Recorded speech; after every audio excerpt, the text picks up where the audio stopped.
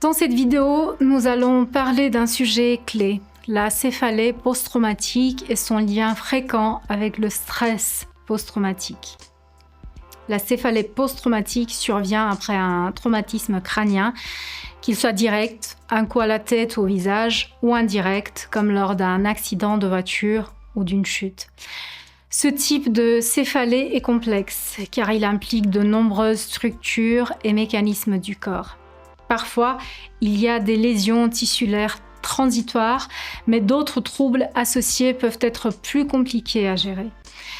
Vous pouvez donc avoir des céphalées de fond à bas bruit présentes sur votre crâne après un accident de voiture, mais aussi après une période prolongée de stress au travail, par exemple.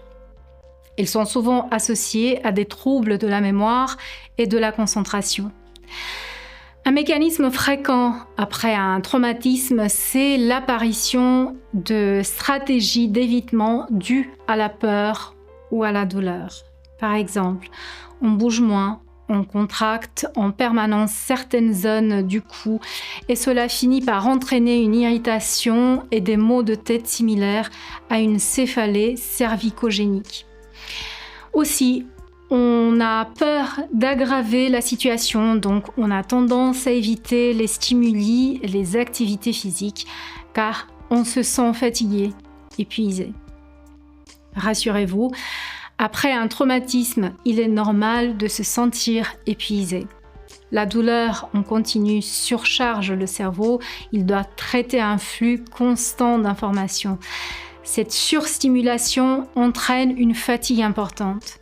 Il est aussi courant d'avoir des difficultés à trouver ces mots, mais ces symptômes s'améliorent généralement en quelques semaines à quelques mois. La clé pour vous est de vous remettre en activité quotidienne, comme marcher, cuisiner, vous occuper de la maison, comme si rien ne s'était passé le plus vite possible. Sur le long terme, envisager un reconditionnement physique général semble être la solution la plus recommandée. Maintenant, parlons du stress post-traumatique. Après un événement qui met en péril votre sécurité, un accident, une agression, une catastrophe, votre psychisme est brutalement ébranlé. Le corps active alors des mécanismes de défense très énergivores pour affronter la situation. On passe en quelques instants d'un état de calme à une anxiété extrême. La peur de la mort est souvent au centre du stress post-traumatique avec une impression que la vie défile sous vos yeux. Vos émotions prennent le dessus et il devient difficile de les canaliser. Ce stress post-traumatique peut se manifester sous deux formes. D'abord, il y a le stress aigu qui apparaît immédiatement après l'événement avec des troubles du sommeil, des reviviscences du traumatisme et une anxiété intense. Et ensuite, le stress chronique qui s'installe après 2 ou 3 mois avec des symptômes persistants comme l'angoisse, la dépression, la perte de confiance en soi et l'isolement social. L'idéal est d'agir rapidement. Une prise en charge avec un professionnel de la santé mentale dans les 72 heures suivant le traumatisme peut limiter l'impact de ces troubles. Votre cerveau a besoin de temps pour intégrer un traumatisme comme un épisode de votre histoire.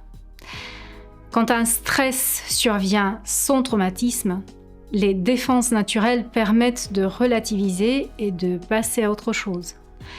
Mais en cas de choc intense, ces défenses peuvent s'effondrer et c'est là que le stress post-traumatique s'installe. La bonne nouvelle, c'est qu'il existe des solutions. La rééducation des céphalées post-traumatiques repose sur une approche globale. Traitements médicaux, kinésithérapie, accompagnement psychologique. Chaque patient est différent, mais une prise en charge adaptée peut vraiment améliorer les choses. Si vous ressentez ces symptômes après un traumatisme, ne restez pas seul. Consultez un professionnel pour mettre en place un accompagnement adapté et retrouver progressivement un équilibre.